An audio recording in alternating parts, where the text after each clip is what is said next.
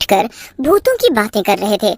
अजय विजय से कहता है, यार विजय बस कर भाई, भूत वूत कुछ नहीं होते, सब बकवास है। मुझे तो तेरी बातें सुनकर हंसी आने लगी है। अच्छा, तो तुझे मेरी बातें झूठ लग रही हैं? अरे तुझे पता नहीं है शायद, भूत सचमुच में होता है।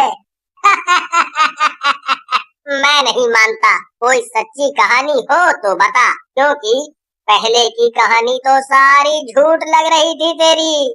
तुझे पता है अजय, आज भी वो चुड़ैल कब्रिस्तान में आती है। अच्छा।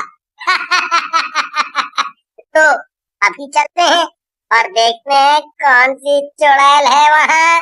फिर अजय और विजय चुड़ैल देखने के मकसद से कब्रिस्तान पहुंच जाते हैं और चुड़ैल को कब्रिस्तान में ढूंढने लगते हैं, लेकिन उन्हें चुड़ैल कहीं नहीं दिखाई देती। लगता है विजय, गांव वालों ने झूठी अफवाह उड़ा रखी है। कोई चुड़ैल नहीं है यहाँ, सब झूठ है। अपने पीछे से पायलों की आवाज आती है उन्हें। आवाज सुनकर अजय और विजय दोनों एक झाड़ी के पीछे छुप जाते हैं।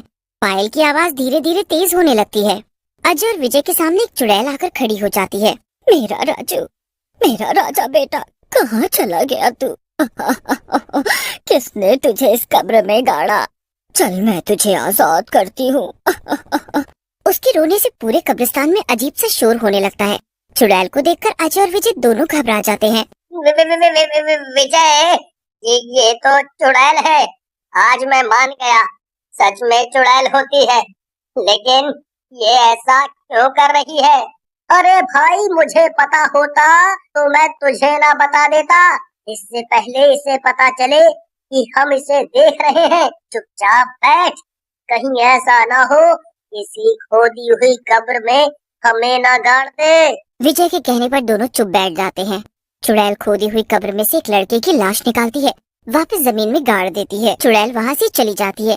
चुड़ैल की हालत देखकर अजय और विजय दोनों उदास हो जाते हैं और बोलते हैं, ये बेचारी कैसे उदास है विजय, मुझसे इसकी ये हालत देखी नहीं जा रही।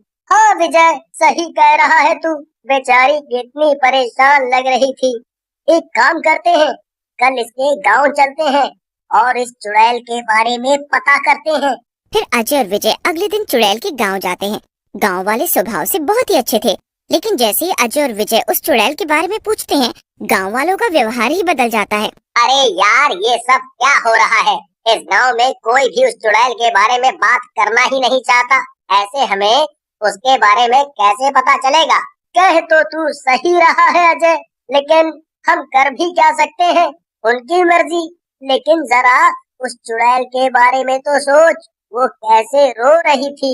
चुड़ैल के बारे में सोचकर अजय और विजय चुप हो जाते हैं। तभी उनकी नजर एक बूढ़े शराबी पर पड़ती है।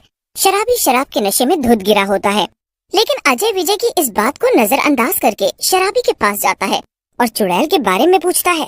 अरे चाचा, इस कब्रिस्तान की चुड़ैल के बारे में कुछ जानते हो?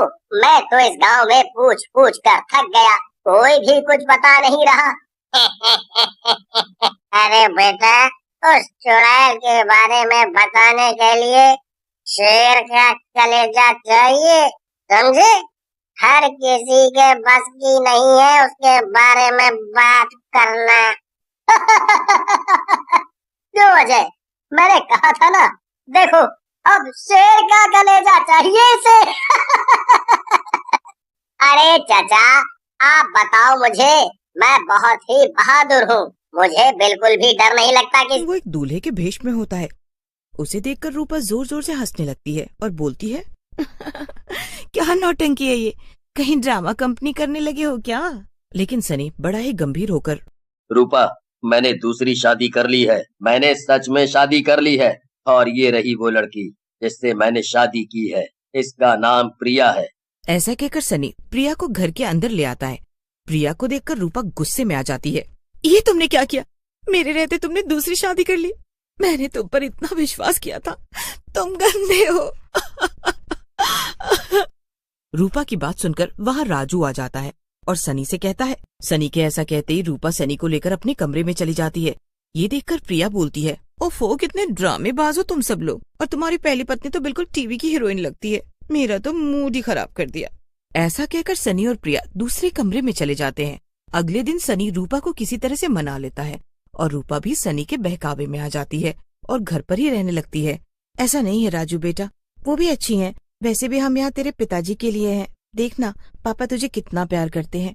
इस तरह दिन बीतने लगते हैं। प्रिया रूपा से नौकरानियों वाला व्यवहार करवाने लगती है, उसी घर के सारे काम करवाने लगती है और खुद मस्त होकर इधर उधर घूमने लगती है। ये देखकर राजू प्रिया से कहता है, आंटी, आप कोई काम खुद क्यों नहीं करती? जब देखो मेरी माँ को परेशान करती रहती हो। राजू की बात सुनकर प्रिया को गुस्सा आ जाता है और वो राजू को मारने लगता है। गुठली जैसा है और इसकी बातें सुनो, आज चखाती हूँ मजा इसको। इस बित्ती भर की लड़की ने पूरा मूड खराब कर दिया है। रूपा घर पर नहीं होती और प्रिया राजू को मारने लगती है। राजू भागकर छत पर चला जाता है और भागा दौड़ी में छत से नीचे गिर के मर जाता है। राजू की हालत देखकर प्रिया डर जाती है। अरे बाप रे बाप, ये क्या हो गया? ये तो मर गया। अब वो रूपा आएगी तो मैं क्या जवाब दूंगी? फिर प्रिया राजू की लाश को उठाती है और उसे गांव के कब्रिस्तान में जाकर चुपके से दफना देती है। अगले दिन रूपा आती है और प्रिया से राजू के बारे में पूछती है। अरे रूपा, तुमने राजू को कहीं देखा है? न जाने वो कहाँ चला गया है, बहुत देर से नहीं मिल रहा। अरे मुझे क्या पता कहाँ गया है वो, स्कूल तो जाता नहीं है, गाँव में ही कहीं आवारागर्दी कर रहा होगा, आ जाएगा अभी। ऐसा कहकर प्रिया वहाँ से चली जाती है। रात हो जाती है लेकिन राजू घर नहीं आता। ये देखकर सनी और रूपा दोनों राजू को ढूंढने निकल जाते हैं। प्रिया मन ही मन हंसते हुए कहती है,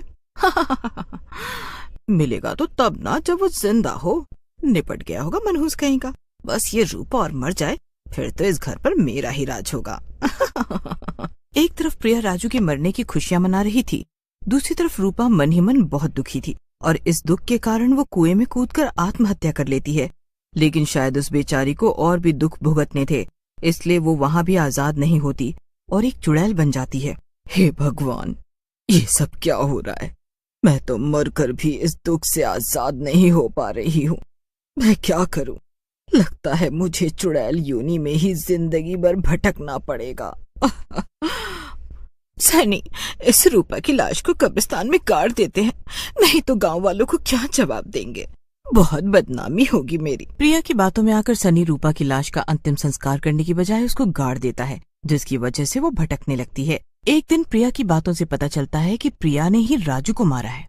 वाह, आज तो बड़ा मजा आ रहा है। पहले इसके लड़के को मारा, फिर माँ तो खुद ही मर गई। पूरे घर में मेरा राज है बस।